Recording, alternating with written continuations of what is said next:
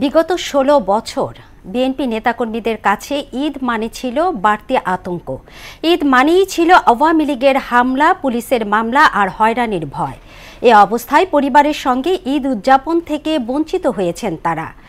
অনেকের ঈদ কেটেছে আবার জেলে। স্বৈরাচারের পতনের পর এবার ভয়হীন স্বস্তির ঈদ উদযাপন করেছেন দলের নেতাকর্মীরা।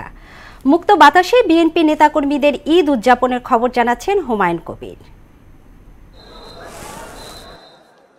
নেই কোনো আতঙ্ক, নেই কোনো উদ্বেগ, নেই কোনো পুলিশের গ্রেপ্তার ও হয়রানির ভয়। দীর্ঘ ১৬ বছর পর মুক্ত বাতাসে ঈদ করতে পেরে খুশি বিএনপি নেতাকর্মীরা। বিগত ঈদগুলোতে দলের নেতাকর্মী দূরে থাক, পরিবারের সাথেও ঈদ করতে পারেননি তারা। স্বৈরাচার মুক্ত বাংলাদেশে কেমন ঈদ উদযাপন করেছেন এমন প্রশ্ন ছিল দলটির নেতাদের কাছে।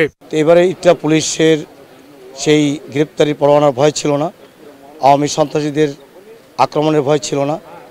দেশের ভিতরে যেটা ভয়ানক পরিস্থিতি সৃষ্টি হয়েছিল সেটা থেকে আজকের এবারে যে ঈদ সেটার ভিন্ন ধরনের ছিল। ফ্যাসিস্ট সরকারের পতনের পর স্বৈরাচার মুক্ত একটি মুক্ত পরিবেশে সবাই আমরা আমাদের পরিবারের সাথে ঈদ করতে পেরেছি, সামাজিকভাবে আত্মীয় স্বজনের সাথে দেখা সাক্ষাৎ করতে পেরেছি।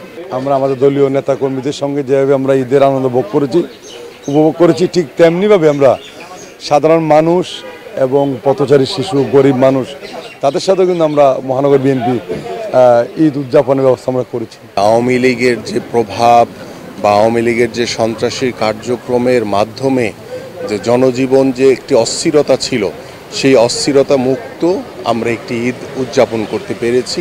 এই সময় বিগত বছরগুলোর ঈদে দুর্বিষহ জীবনের কথা তুলে ধরেন তারা। অভিযোগ করেন পরিবারের সাথে ঈদ আনন্দ ভাগাভাগি করার পরিবর্তে তাদের ঠাঁই হয়েছে কারাগারে। ১৭ বছরে আমি ৯ বার কারাবরণ করেছিলাম এবং আমি ৬৭ দিন আমি ডিবির রিমান্ডে ছিলাম।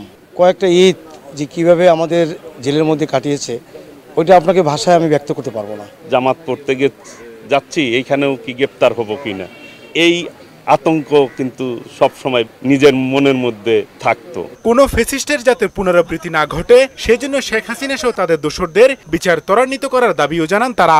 আওয়ামী লীগের এবং ষড়যন্ত্রকারীদের দোসরদের বিচার করার মাধ্যমে আর একটু সুন্দর, আরো ভালো একটি ঈদ আমরা উদযাপন করতে চাই। আমাদের সহকর্মীদেরকে মিথ্যা মামলা দিয়ে হত্যা করা হয়েছে, গুম করা হয়েছে, তাদের যেই দোসর শেখ হাসিনা সহ সকলে আমরা বিচার চাই। বিচার যদি না হয় আবার হয়তো এরকম দানবের তৈরি হতে পারে। আগামীতে তারেক রহমানের নেতৃত্বে বৈষম্যহীন একটি মানবিক বাংলাদেশ গড়ে তোলার প্রত্যয় জানান বিএনপি নেতারা। গণতান্ত্রিক অধিকার পুনঃপ্রতিষ্ঠা করবে। হুমায়ুন কবির, মোহনা সংবাদ, ঢাকা।